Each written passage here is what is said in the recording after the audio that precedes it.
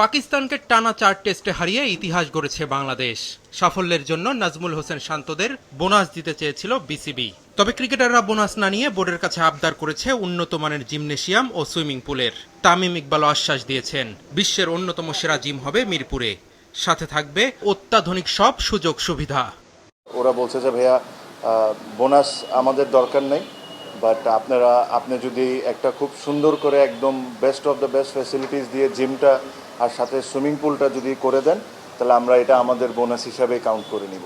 So আমি তাদেরকে বলেছি যে পৃথিবীর বেস্ট অফ দ্য বেস্ট যে ইকুইপমেন্টস আছে ওগুলা দিয়ে আমরা এই জিমটাকে খুব সুন্দরভাবে জিম করে দিব, প্লাস সামনে সুইমিং পুল করে দিব, সাথে আইস বাথ, হট বাথের জন্য যেটা লেটেস্ট যে টেকনোলজি ওটা ইউজ করে, সো দ্যাট বারে বারে আইস এনে আইস বাথ করতে হবে, এগুলো করা লাগবে না, মেশিনই অটোমেটিকলি পানিকে ঠান্ডা করবে আর গরম করবে। বাংলাদেশ টাইগার্সের কার্যক্রম বন্ধ করে দিয়েছে ক্রিকেট বোর্ড। বিসিবির সব পরিকল্পনা এখন এইচপিকে নিয়ে। সেজন্য মোহাম্মদ সালাউদ্দিনকে জাতীয় দলের সিনিয়র সহকারী কোচের দায়িত্ব থেকে সরিয়ে এইচপির হেড কোচ করা হয়েছে। আমি তো বাংলাদেশ স্টেডিয়াম ছেড়ে চলে যাচ্ছি না। ওরা এখানে ক্রিকেট খেলবে, আমি এখানে থাকবো, কাছাকাছি থাকবো, বেশি দূরে যাচ্ছি না তো।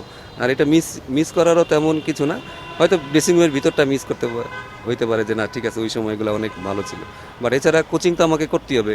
দিন শেষে ওরা আমার কাছে আবার আসবে, তারা যেহেতু এখন টাইগার নাই, সেটা আমার আন্ডারেই চলে আসবে। তো এখানে আসলে এত মিস করারও কিছু নেই। পিছু থেকে সাপোর্ট করতে পারলেও যতটুকু পারি সাপোর্ট করব, না পারলে করবো না। 2024 সালের নভেম্বর থেকে জাতীয় দলের কোচ ছিলেন মোহাম্মদ সালাউদ্দিন।